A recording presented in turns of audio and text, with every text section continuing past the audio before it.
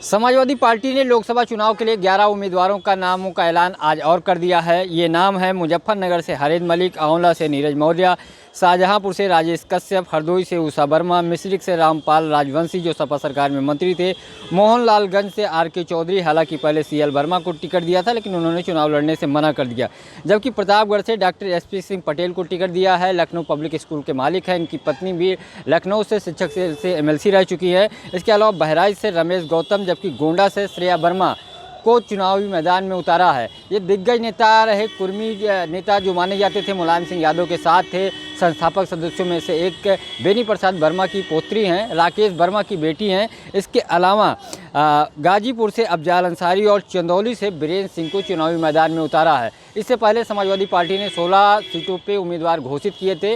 हालांकि कांग्रेस को लेकर के और समाजवादी पार्टी में जो स्थिति है वो अभी स्पष्ट नहीं है। आज सुबह ही अखिलेश यादव ने कहा था कि कांग्रेस के राहुल की जो न्याय यात्रा चल रही भारत जोड़ो, उसमें तभी शामिल होंगे जब सीटों को लेकर के दोनों दलों में अस्पष्टता आएगी, कांग्रेस ऐलान करेगी। यानी कांग्रेस की तरफ से अभी तक कोई रुख नहीं आया है और अखिलेश यादव ने शाम होते होते 11 उम्मीदवारों को और उतार करके कांग्रेस पे एक तरीके से दबाव बनाया है। और कांग्रेस के उन सीटों पे भी समाजवादी पार्टी ने घोषित कर दिया अपने कैंडिडेट जिस पे कांग्रेस दावेदारी कर रही थी। हालांकि उन 11 सीटों पे दावेदारी जो समाजवादी पार्टी देना चाहती है, जिसका ऐलान किया था, उस पर नहीं किया है। लेकिन कांग्रेस सीतापुर के बगल जो हरदोई के साथ साथ मिश्रिख, शाहजहांपुर, गोंडा और बहराइच पे अपनी दावेदारी ठोंक रही थी। उन सीटों पर समाजवादी पार्टी ने उम्मीदवार घोषित कर दिए गए। बहराइच और गोंडा की सीटें 2014 का जो 2009 का जो लोकसभा चुनाव था उस पर कांग्रेस ने विजय हासिल की थी। इसके अलावा जो मिश्रिख के साथ साथ हरदोई और शाहजहांपुर पे भी समाजवादी पार्टी उम्मीदवार घोषित किया है जिस पे कांग्रेस दावेदारी कर रही थी।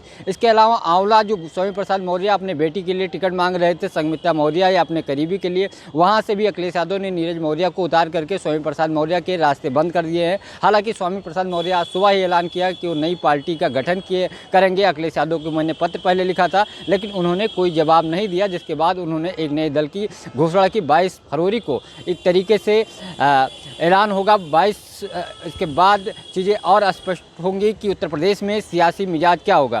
फिलहाल अखिलेश यादव ने बड़ी रणनीति के तहत कांग्रेस पर दबाव बनाने के लिए सीटों का ऐलान किया है और इसमें अफजाल अंसारी जो मुख्तार अंसारी, माफिया मुख्तार अंसारी के भाई हैं, जो बसपा से सांसद से गाजीपुर से, उनको समाजवादी पार्टी ने अपना उम्मीदवार बनाया है। यानी गाजीपुर में माफिया के भाई को अखिलेश यादव ने टिकट दिया है, माफियाओं से परहेज नहीं किया है। दूसरी तरफ गोंडा से श्रेया वर्मा को टिकट दे करके एक जो खासतौर पे ओबीसी फैक्टर है उसको एक कार्ड जो कुर्मी वोटों को लेकर के समाजवादी पार्टी और बीजेपी के बीच धुंध चल रहा था, उस पर एक बढ़त बनाने की कोशिश की है। इस लिस्ट में पूरी तरीके से पीडीए है। खाली एक नाम सामान्य वर्ग से आता है, वो है चंदौली से।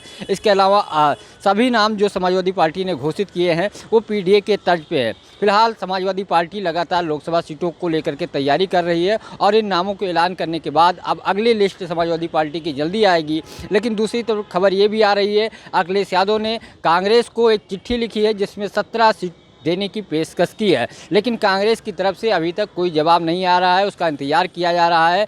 अखिलेश काफ़ी नाराज़ हैं कांग्रेस से, क्योंकि लगातार जो खबरें आ रही कि कांग्रेस बीएसपी से बातचीत कर रही है, उसके दल के नेताओं को तोड़ रही है।